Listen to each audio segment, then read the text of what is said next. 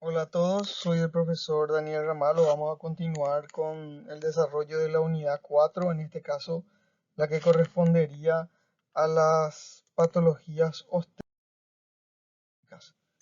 Es importante siempre recordar hacer el sistema de resumen SAER para estas patologías para que ustedes puedan recordarla de forma fácil. Algo muy importante a tener en cuenta también es que definan también si esta mujer está embarazada o no, si está embarazada, la edad gestacional, y dependiendo de si es la primera o segunda mitad, ahí se agrupan un montón de patologías y se descartan un montón de patologías. Y de acuerdo a la situación o motivo de consulta, nos lleva a poder tener una hipótesis diagnóstica más específica. En este caso vamos a tratar de lo que sería dolor, pérdida de líquido o secreción vaginal y fiebre.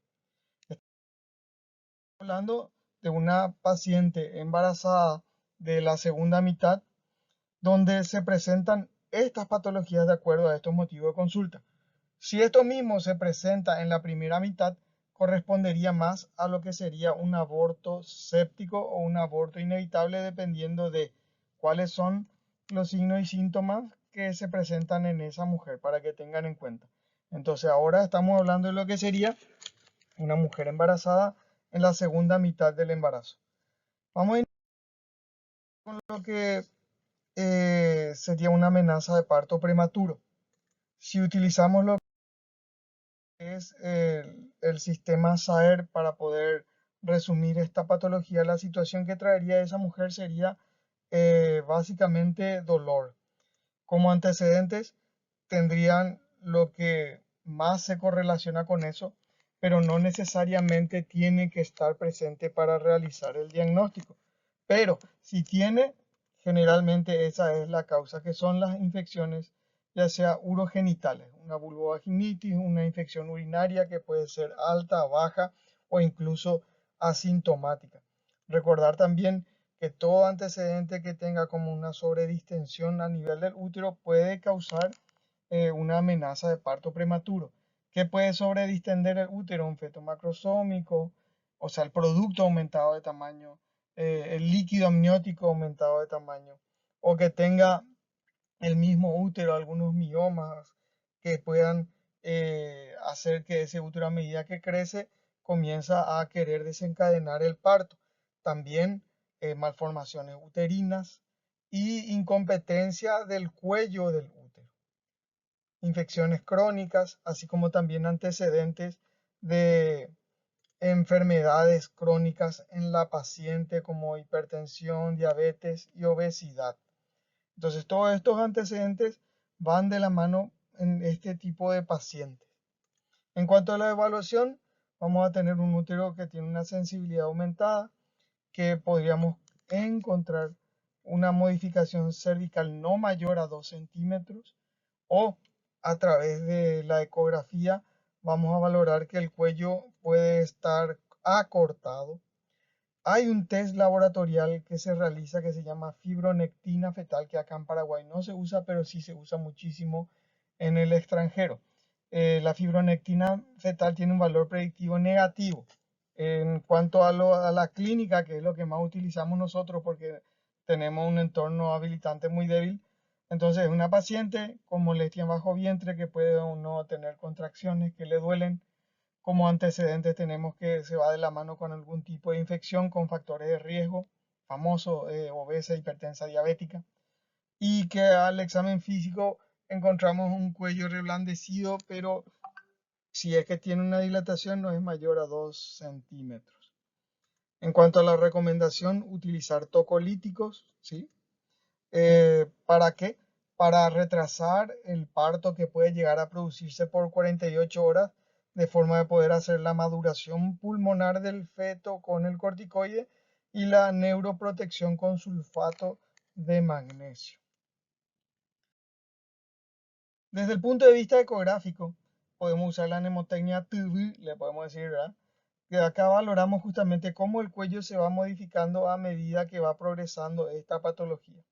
Entonces tenemos un cuello menor, dependiendo del autor. Algunos dicen que es 2.5, otros dicen que son 3 centímetros. Entonces un cuello acortado.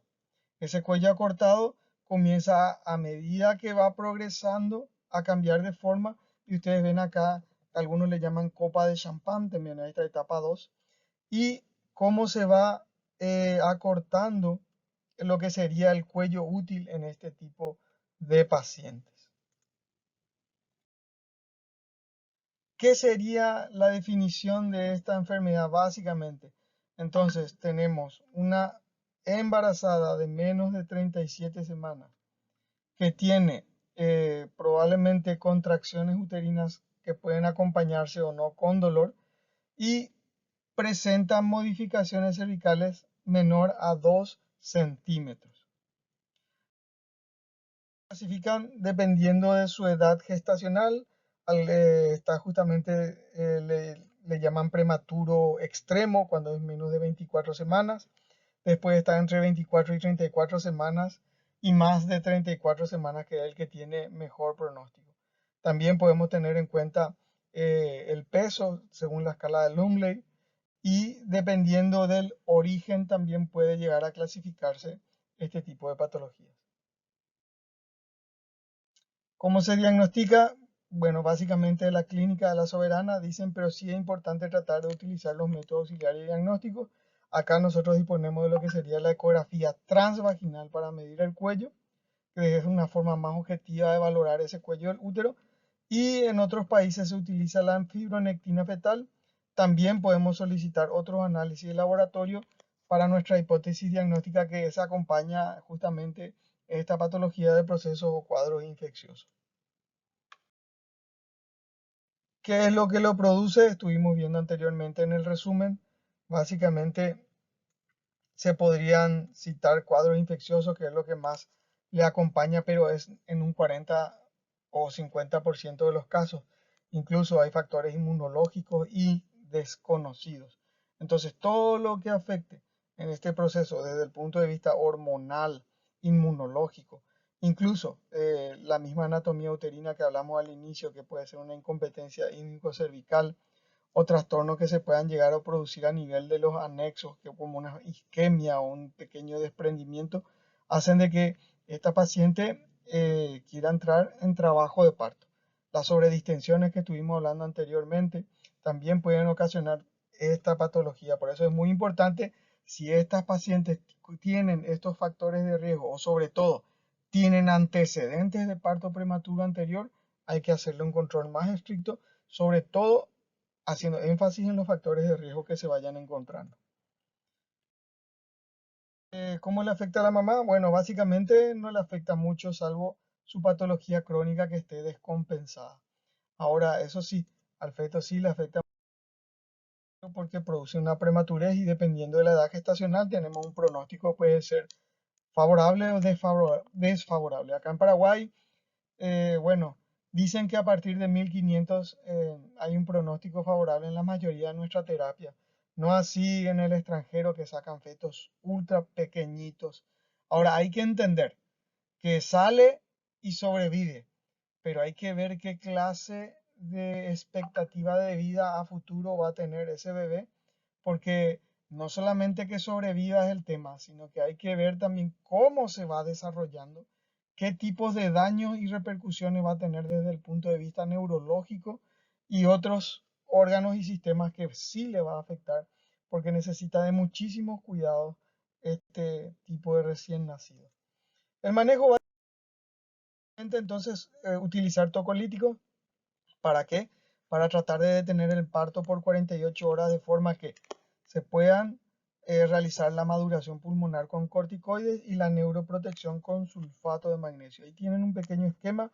Yo voy apurado nomás por el tema de no querer sobrepasarme en el tiempo y de que les canse el video. Ustedes pueden parar y valorar el esquema dependiendo a qué etapa de la edad gestacional se encuentre o se manifieste esta patología. Trata de explicar por qué el sulfato de magnesio es neuroprotector. Esto es algo relativamente nuevo. Acá en Paraguay incluso es nuevísimo para algunas personas.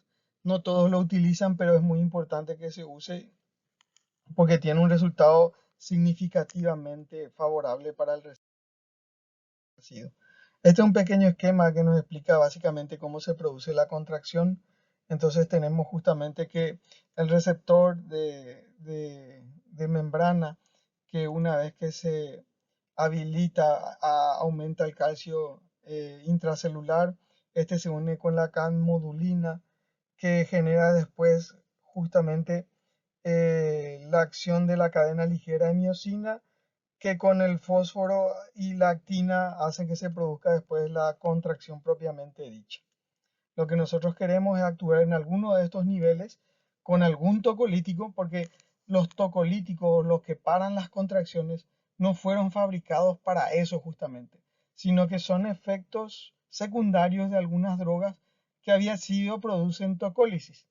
Ahora, últimamente sí se están produciendo, pero muy pocos, tocolíticos específicos para esto, y dependiendo de a qué nivel actúan, si a nivel de la perdón, de la apertura del receptor de membrana, o disminuyendo la interacción del calcio con la modulina, con la calmodulina, o a otro nivel de la cadena ligera, entonces se van clasificando estos tipos de tocolíticos.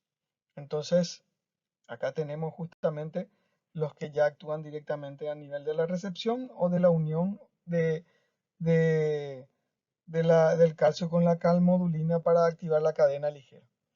Los criterios para la selección, bueno, depende mucho de eso, de la eficacia y el costo básicamente. Muchos de los tocolíticos son eficaces, pero lastimosamente los precios varían. Los que son específicos, como el que actúa directamente en el receptor de membrana de la oxitocina, es excesivamente caro. El Ministerio de Salud absorbió ese costo de este medicamento, y lastimosamente no usa el médico o la licenciada. Tiene sus tabú, por decirlo así, porque, bueno, cada uno con su cosa. Pero la cosa es de que existe esta variedad de medicamentos, y dependiendo de lo que uno disponga se puede llegar a utilizar. El sulfato de magnesio en un momento incluso se trataba también como tocolítico, pero ya hoy día se vio de que no tiene acción tocolítica, y si es que la tiene es demasiado baja y no conviene ni siquiera probarlo, salvo que no tenga nada para usar en mi paciente. Después todos los otros que no sean los específicos para el receptor de oxitocina producen efectos colaterales y tienen contraindicaciones si es que la paciente tiene una patología de base. La progesterona es más bien para la prevención más que para el tratamiento propiamente dicho. Y el receptor, el que actúa específicamente en el receptor de membrana, como les dije, tiene un costo elevado y es como un medicamento FIFI que tiene algunos cuidados, sobre todo en la cadena de frío. Eh, También es importante valorar desde el punto de vista clínico si va a ser efectivo o no esa tocólisis. Claro que si uno es el papá de esa criatura, no importa, yo quiero probar igual. Pero desde el punto de vista científico, la medicina basada en evidencia, vemos que la probabilidad de la tocólisis, dependiendo de esos criterios que estamos mostrando ahí en pantalla, va disminuyendo. Y en algunos pacientes, bueno, igualmente se utiliza, pero para que ustedes tengan en cuenta los pronósticos que se puedan dar, y que uno sí puede llegar a predecir esos pronósticos. Vamos a la siguiente patología, que sería la rotura prematura de membrana. En este caso, nuestro esquemita SAER es de una paciente que consulta por pérdida de líquido con antecedentes probables de infección de vías bajas, sobredistensión uterina. Probablemente eso se pueda deber, como le dije anteriormente, gemelar, polidramnios, desproporción cefalopélvica, tumores uterinos, enfermedades crónicas, trombosis isquémica de la decidua. Prácticamente son casi los mismos factores que tienen una amenaza de parto prematuro.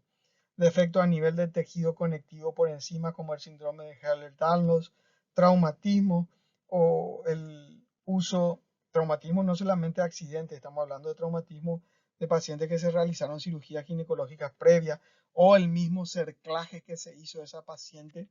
Cerclaje es cuando se cierra con un punto en forma de bolsa de tabaco, cuando tiene amenaza de parto prematuro que puede llegar a producir la rotura de las membranas. Y la utilización de un DIU, que es una paciente que se embaraza. La evaluación, bueno, valorar el, la pérdida que tiene la paciente con los controles de signos vitales, donde la fiebre es un indicador súper importante y sensible en este caso. No realizar evaluaciones ginecológicas por lo menos frecuentes, pero por una sí inicial. Desde el punto de vista laboratorial se puede tomar una muestra de esa pérdida de líquido que tiene al microscopio y se van a ver como unas hojas de lecho que son características justamente del líquido amniótico. Utilizar la escala de alerta precoz de código rojo. Ahí tiene lo que se llama criterios de SOFA. El criterio de SOFA son criterios sencillitos que no usan mucho el laboratorio ni entorno muy rimbombante. En este caso simplemente es la frecuencia respiratoria, la presión arterial sistólica y la parte neurológica. Si tiene dos de uno de esos y se acompaña de una paciente con una probable infección o inflamación, entonces se tiene una sospecha de sepsis. En la ecografía se valora la cantidad de líquido amniótico, por supuesto dependiendo de la edad gestacional, se hace lo que se llama, y vamos a ver más adelante, el índice de ILA. La recomendación, antibióticos y una vez más, dependiendo de la edad gestacional, maduración pulmonar, neuroprotección, porque de eso depende mucho el pronóstico del recién nacido futuro. Bueno, vamos a continuar. ¿Qué es entonces? Es la pérdida de líquido con un cuello formado que probablemente esté cerrado. Puede llegar a estar ligeramente dilatado, pero no más de 2 centímetros. Y que a la ecografía, como le dije anteriormente, va a tener aproximadamente entre 2,5 a 3 centímetros. ¿Cómo se clasifica? Bueno, puede ser espontánea. Se puede clasificar en espontánea o artificial, alta, baja, completa, incompleta y según la edad gestacional en la que se produce, pero siempre no es porque va a ser más prematuro que el otro, sino que simplemente es para un pronóstico. Cuando hablamos de alta baja es cuando la alta uno tacta membranas y en la baja la membrana se percibe rota al tacto. Bueno, vamos a continuar. Bueno, ¿cómo se diagnostica? Clínicamente vamos a valorar la pérdida de líquido por vagina.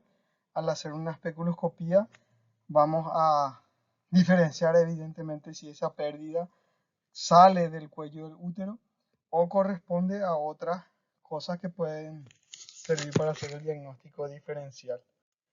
Ahí tenemos en imagen lo que sería el test de lecho o test de Fern o test de cristalización, que es una prueba que se realiza en este tipo de pacientes. Se toma la muestra y si nosotros disponemos de un microscopio que esté ahí o nos vamos al laboratorio y llevamos ahí, tendríamos justamente la observación del patrón de arborización, que le dicen así, perdón si dije mal, o cristalización en el portaobjeto, que al secarse se ve esa forma de lecho, que justamente es característico para hacer el diagnóstico de este tipo de patologías. Ahora, no porque no presenta tampoco quiere decir que se descarta el diagnóstico de una rotura prematura. En cuanto a la ecografía, se mide el bolsillo único o bolsillo mayor, dependiendo del tipo de técnica, ya sea Manning o Chamberlain.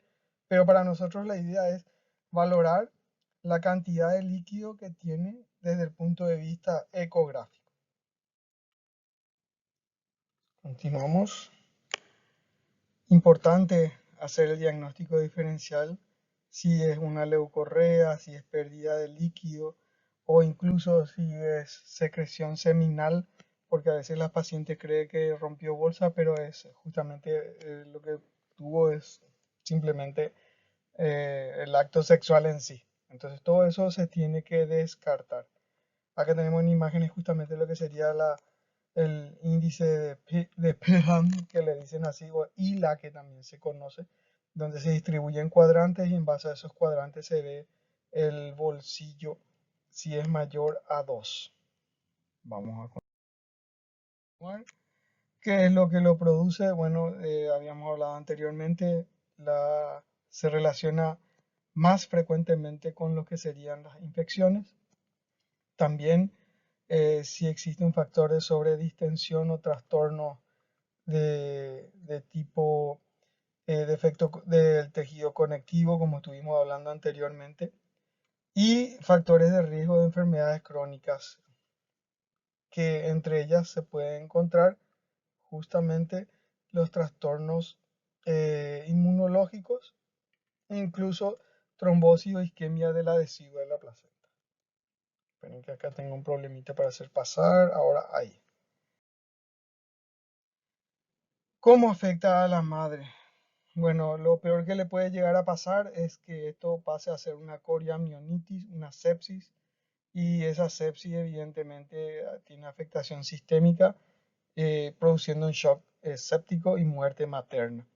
También puede llevar incluso a una histerectomía por la sepsis, el shock séptico. Acá lo importante es realizar el diagnóstico oportuno y temprano, utilizando justamente lo que nosotros estamos promoviendo, lo que sería la escala de SOFA, que después vamos a ver más adelante en coriamnionitis, que sería sospecha de sepsis. Al bueno, desde la prematurez hasta la muerte y la infección neonatal, con todas las repercusiones que tiene esa patología en el feto. Manejo principalmente médico. Se utilizan drogas tocolíticas, antibióticos, corticoide para maduración, sulfato magnesio para neuroprotección. No se recomienda realizar exámenes ginecológicos de rutina. Controlar a la paciente para que no se presente una coriamnionitis o una sepsis, en este caso, que es el tema que vamos a valorar a continuación. Entonces, cuando estamos hablando de coriamnionitis, nuestra falta de saber sería la siguiente. En cuanto a situación, una paciente que puede consultar por sensación febril o secreción purulenta en vagina. Recuerden el diagnóstico acá, es importante discriminar que no sea simplemente una leucorrea, pero la leucorrea no tiene por qué llevar a una sensación febril. En cuanto a antecedentes de infección, de punción, de amniocentesis, también infecciones hematológicas y infecciones de las vías urinarias, perdón, pérdida de líquido, que es la patología anterior que estuvimos viendo, rotura prematura de membrana. La evaluación podemos constatar justamente que es porque tiene que tener una RPM previa, no necesariamente, ¿sí? Puede estar con membranas íntegras, se puede producir justamente la coriamnionitis, que es la vía hematógena que utiliza el germen para infectar esa zona. La fiebre se va a presentar, sobre todo fiebre en pacientes sin un foco séptico, sin un foco de infección eh, de otro aparato o sistema. No se deben de realizar de rutinas exámenes ginecológicos, sí estudios laboratoriales sobre todos los cultivos, y la amniocentesis acá es justamente en el extranjero sobre todo la que confirma el diagnóstico de esta patología. La recomendación que tenemos es la antibiótico-terapia. Dependiendo de la edad gestacional, volvemos a repetir, corticoide para la maduración pulmonar, sulfato de magnesio para la neuroprotección, y el nacimiento se tiene que producir por la vía más sencilla. O sea, coriamnionitis no es sinónimo de cesárea. Se puede dar un parto vaginal, sobre todo en espera de que la antibiótico terapia cumpla sus funciones. Generalmente en algunos países se le cubre con antibióticos por lo menos por 24 o 36 horas. Posteriormente a eso se valora cuál sería la vía de determinación del parto dependiendo de la condición materno-fetal. ¿Qué es la coriamnionitis? Es una infección inespecífica de la cavidad amniótica y de su anexo, eventualmente también el feto, que se origina durante la gestación, recuerden, en la segunda mitad a partir de las 22 semanas para arriba o en el transcurso del parto.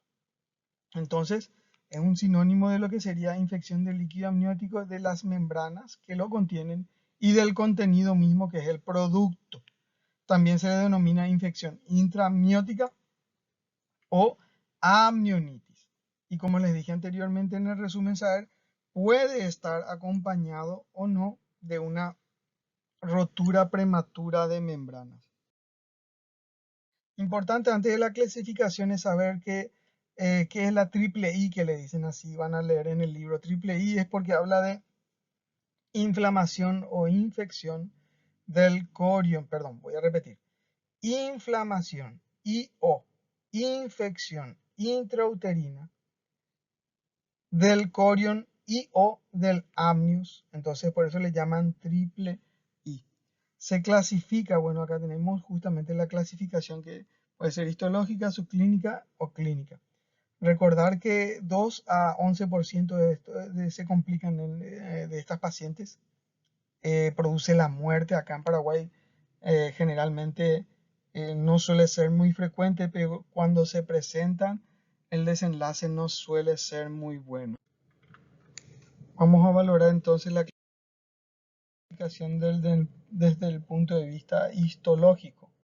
En este cuadro resumido tenemos de que dependiendo de la etapa, el grado va invadiendo zonas, etapa 1, 2, 3 y 4, en la invasión de la decidua, del amnios y del feto progresivamente. Y eso va produciendo una expresión clínica a medida que se va produciendo esa invasión. Les recomiendo ir a profundizar más el tema en el libro. Es importante recordar acá de que uno cree que el germen más común sería, en este caso, la Escherichia o algunos gérmenes que producen vulvovaginitis, pero acá el que más produce en un 47% sería el ureaplasma y el micoplasma, que si no se busca específicamente no vamos a detectar en un froticultivo de secreción vaginal común. Por eso tienen que, al solicitar el froticultivo de secreción vaginal, se pide para gérmenes atípicos también, de forma de poder valorar la presencia de estos gérmenes. El estreptococo B también está presente en un 15% y eso genera justamente posteriormente lo que sería una sepsis neonatal. Así en raras ocasiones tenemos también la listeria monocitogenes, que sería por vía hematógena. Bueno, vamos rápido poniendo el turbo. Acá vemos otro esquema justamente de las diferentes etapas desde el punto de vista histopatológico en que se produce. Acá tenemos cómo se clasifica justamente dependiendo de si se tiene una sospecha y una confirmación. Ahora, si solamente la paciente tiene fiebre, ahí están viendo el cuadro, hay que controlar, porque esta es una condición casi específica para el diagnóstico de esta patología. Esa fiebre tiene que ser mayor a 38 grados centígrados y se presenta en un 95 a 100% de los casos. ¿Sí? Entonces es importante controlar este signo, este signo vital, porque muchas veces la enfermera no realiza el control de la temperatura como corresponde. Se sospecha cuando aparte de eso hay una alteración fetal, una taquicardia fetal de base. Incluso hay una muestra laboratorial con leucocitos mayor a 15.000 y una taquicardia materna que le acompaña. También puede estar presente una sensibilidad uterina dolorosa y por supuesto que si encontramos un líquido amniótico purulento con mal olor por vagina, bueno, de todo esto igual continúa llamándose esto sospecha de coriamnionitis, porque se confirma solamente con el cultivo de eso, ¿sí? Antes, perdón, en el extranjero el gol estándar es la amniocentesis. Acá tenemos otros parámetros desde el punto de vista clínico, laboratorial. y herramientas diagnósticas que se utilizan para el diagnóstico de la coriamnionitis. Recuerden que lo más sencillo es utilizar la escala de SOFA, que está en la escala de alerta precoz, que si se acompaña a la paciente de una fiebre, inflamación o infección, con una escala de SOFA ya estamos hablando de sepsis materna. No queremos que llegue a eso, evidentemente. Entonces, si nuestra mamá tiene fiebre, no hay una explicación desde el punto de vista de aparato y sistema de esa fiebre, o tiene una amenaza de parto prematuro que es rebelde al tratamiento tocolítico, esa mamá tiene taquicardia, el feto tiene taquicardia, entonces, y si encontramos líquido purulento, bueno, ya no hay más nada que discutir. Importante también recordar de que se están tratando de realizar estudios de que no sean tan invasivos para el diagnóstico, que lastimosamente no disponemos en el sistema público y en el privado son muy costosos. Si ponemos en la balanza costo-efectividad, todavía está en proceso. Ahora, la ecografía sí nos ayuda bastante. Podemos valorar, aparte de lo que habíamos dicho anteriormente, un acortamiento del cervix, la presencia de un material que le dicen slush, ¿sí? Que si uno hace una punción va a ver acá, tenemos en imagen, es pus. Para los ecografistas más expertos, tener en cuenta el timo fetal que va a estar disminuido, y la presencia de oligohidramnios fetal nos indica de que hay una alteración del bienestar fetal en este tipo de pacientes. ¿Qué lo produce? Bueno, invasión a través de amniocentesis que no fueron realizadas de una forma aséptica, infecciones hematógenas e infecciones por la vía ascendente, que produce a desde una infección que puede llegar a una sepsis, eso terminar en una histerectomía y llegar a la muerte materna. Al feto, mayor índice de prematurez y todos los daños que conllevan a una sepsis neonatal. El médico quirúrgico, en este caso la antibiótico-terapia, dependiendo de la edad gestacional en la que se produce. Recuerden, maduración pulmonar, neuroprotección. La cesárea no es la única vía de determinación del parto, entonces no es que coriamnionitis es igual a cesárea. Se valora la vía de determinación más rápida en este caso. Generalmente todo el mundo acá en Paraguay realiza la cesárea y no por eso significa que sea la única vía de determinación. Pasamos a la patología, la infección de las vías urinarias. En nuestro cuadrito saber de las infecciones, entonces tenemos una orina que disuria con fiebre como antecedentes, una paciente que tiene como una patología de base en la diabetes, vulvovaginitis. A la evaluación vamos a tener una paciente con el signo vital, evidentemente sensación febril, puño percusión positiva, dolor en bajo vientre. El laboratorio nos ayuda para confirmar el diagnóstico y el tratamiento, evidentemente, que es la antibiótico terapia de acuerdo al antibiograma. ¿Qué es? Justamente tenemos ahí la presencia de gérmenes en orina. Se clasifican dependiendo en dónde se produce, puede ser alta, baja, o incluso también se le denomina bacteriuria asintomática. La alta, evidentemente, tenemos los riñones, la baja a nivel de lo que sería la vejiga. En la embarazada es común encontrar la bacteriuria asintomática, por eso se pide de rutina en el control prenatal el estudio de orina. Siempre, las veces que consulta, tiene que traer su resultado de orina o se le hace el test de orina ahí mismo si es que cuenta ese servicio con eso. También valorar, evidentemente, los factores de riesgo que van acompañados en esa paciente que pueden ayudar a que esta patología sea frecuente.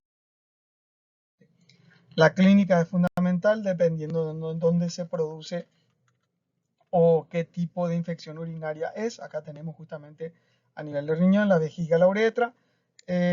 ¿Cuáles son los síntomas más característicos de eso? Disculpen que no me explaye tanto, porque lo que no quiero justamente es aburrirle en el video, sino que ustedes tengan una impresión básica de qué es cada patología y visualmente puedan entender cómo es el proceso de eso para poder hacer sus esquemas de resumen respectivo. ¿Qué lo produce? Bueno, generalmente una multípara añosa que tiene múltiples parejas sexuales. Además de eso, tiene relaciones sexuales frecuentes. Utiliza espermicidas y tiene como antecedentes infecciones urinarias a repetición. Si se realiza un estudio de lo que sería el aparato urológico propiamente dicho, esta paciente va a tener hidronefrosis, dilatación pielocalicial, a nivel de laboratorio, alteraciones laboratoriales de orina, y en un 70% se produce justamente por la Escherichia coli. Recordad que en el embarazo esto es frecuente porque a medida que va creciendo la panza le dificulta la higiene a la embarazada. Entonces suele contaminarse justamente al higienizarse después de ir de cuerpo. ¿Cómo afecta a la mamá? Bueno, la infección urinaria puede desencadenar contracciones, eso es una amenaza de parto prematuro. También puede producir una infección vía ascendente vaginal que puede terminar en una rotura prematura de membrana. Y evidentemente, si no se controla eso, después puede ser el mismo órgano que produce la infección. Al feto, la prematurez y todo lo que conlleva eso. Y el manejo principalmente es médico, utilizando antibióticos dependiendo del antibiograma. Recuerden cuál es la bacteria más frecuente. En cuanto a la vulvovaginitis, tenemos nuestro esquemita SAER. En la situación, la paciente consulta por secreción vaginal que tiene características diferentes: olor, color, pica o arde. Los antecedentes tienen infecciones a repetición y sobre todo como factor de riesgo fundamental la diabetes. A la evaluación puede llegar a tener sensación febril porque va acompañada de la infección de otros órganos del sistema. Importante valorar siempre el estudio laboratorial, como le dije anteriormente, no pedir solamente fruticultivo de secreción vaginal, porque eso nos van a pasar por encima los gérmenes que no son comunes o atípicos que están ocasionando esta vulvovaginitis. La recomendación: antibiótico terapia y óvulo. ¿Qué es la vulvovaginitis? Bueno, primero tenemos que tener en cuenta de que hay una flora eh, vaginal fisiológica que está acompañada de lo que sería el moco cervical y el trasudado vaginal, que alimenta esa flora que, dependiendo del pH, hace de que los gérmenes buenos estén más y los gérmenes malos estén muertos. Ahí tenemos justamente al microorganismo chingón que nos hace el saludito ahí, dependiendo mucho eso también de la condición hormonal de la paciente y del pH. Acá el pH no solamente se altera por el ciclo propio hormonal de la mujer, sino que también hay muchas mujeres que, ¿cómo se dice sin decirlo? Son obsesivas en cuanto a la higiene íntima. Y ese exceso de higiene justamente lo que hace es alterar la microbiota vaginal. Y eso produce justamente eh, el desequilibrio a ese nivel. Acá estamos hablando de la reina de estos procesos, serían los lactobacillus, ¿verdad? Que se alteran y de esa forma entonces se produce un trastorno de la homeostasis de la microbiota vaginal. A ver, continuamos. ¿Cómo se clasifican? Bueno, perdón, ¿qué lo produce? Acá tenemos de vuelta, están los gérmenes, en eso se encuentran los lactobacillus, que producen un pH vaginal específico ácido, que es enemigo de los microorganismos que producen las vulvovaginitis y hace que la microbiota vaginal se encuentre dentro de lo que sería un hábitat favorable, con un equilibrio favorable para ese tipo de microorganismos. Tener en cuenta que la cavidad vaginal está sometida frecuentemente a cambios del equilibrio, que eso se den desde el punto de vista cuando tiene relaciones sexuales, la menstruación, los cambios hormonales, y eso hace que el pH vaya alterándose sutilmente, acompañado de, si la paciente tiene esa esquizofrenia del exceso de higiene, puede alterar y producir vulvovaginitis. No todas las vulvovaginitis son de transmisión sexual. A veces, como le estaba explicando, puede deberse a ese proceso que estaba hablando anteriormente. Las condiciones que hacen que se aparezcan pueden ser infecciosas o no infecciosas. Ya me estoy adelantando un poquito a lo que sería la clasificación. Bueno, voy a continuar. Entonces tenemos lo que sería la microflora vaginal específica. Dependiendo del tipo de pH se va produciendo la alteración de eso. Tener en cuenta que se suele clasificar en 5 grupos lo que sería la microbiota vaginal.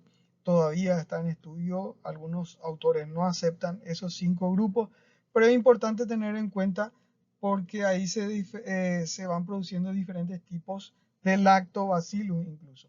Ahí también vamos a encontrar a la Gardnerella que forma parte de la microbiota normal de la vagina. Otros estudios han señalado que los ecosistemas vaginales de las mujeres adultas eh, eh, predominan, perdón, estoy medio tartamudo hoy, esperen que. Ahora sí, ya me fui a golpear un poquitito. Predominan el lactobacillus, que son los que producen el pH ácido en la vagina para que esa microbiota fisiológica sea predominante. Bueno,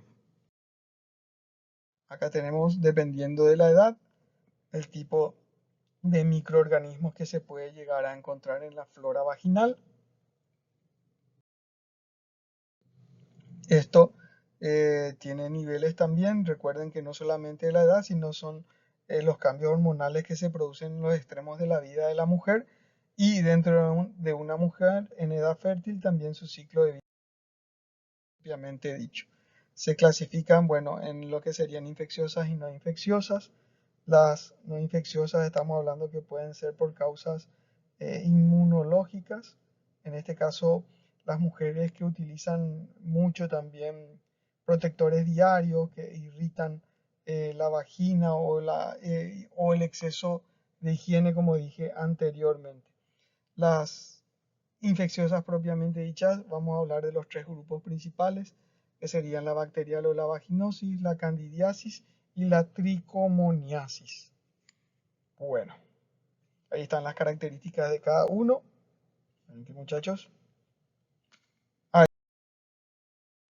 El diagnóstico principalmente es laboratorial, también se puede hacer clínico porque presentan características clínicas específicas.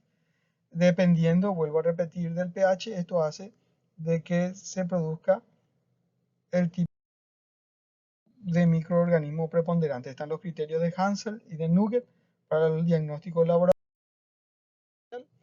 y las características que vamos a observar desde el punto de vista de pH y al frotis fresco en cuanto a lo que es la cándida, la tricomona y la vaginosis bacteriana.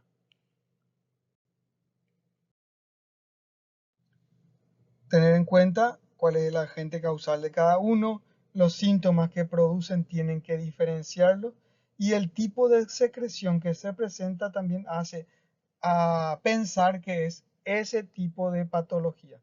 Generalmente la cándida tiene este tipo de secreción, la tricomona este y la vaginosis este. A veces pueden estar una infección mixta, sino es que solamente puede estar la cándida. Entonces tenemos algo característico, la secreción, el olor, el color y si acompaña o no de prurito o ardor. Entonces, eso es lo que hay que preguntar a la mujer. Si tiene una o algunas o más de una de esas condiciones, entonces hay que ir a valorar, bueno, el color de qué tipo, el olor de qué tipo y si pica o arde de qué forma. Vamos a continuar. Obviamente, afecta a la mamá, esto puede llegar a producir contracciones y una amenaza de parto prematuro e incluso una rotura prematura de membranas. Si es que llega a producirse lo que anteriormente dije en la mamá, bueno, un parto prematuro y todo lo que conlleva esas complicaciones. En cuanto al manejo, dependiendo de si es cándida, tricomona o una vaginosis, se hace el tratamiento específico, ya sea vía oral local, y se le incluye a la pareja en eso. Se da el antibiótico y los óvulos como corresponden. Bueno, hasta aquí he llegado, muchachos. excedí, no quería pasar, pero lastimosamente sí. Espero que les haya sido útil el resumen. Vayan a hacer ustedes sus propios resúmenes. Recuerden que el resumen no tiene que incluir todo el libro. Son cosas específicas de la patología que le ayudan a ustedes a recordar rápidamente y poder dar respuesta con el examen sobre todo. Bueno, muchas gracias. Hasta luego.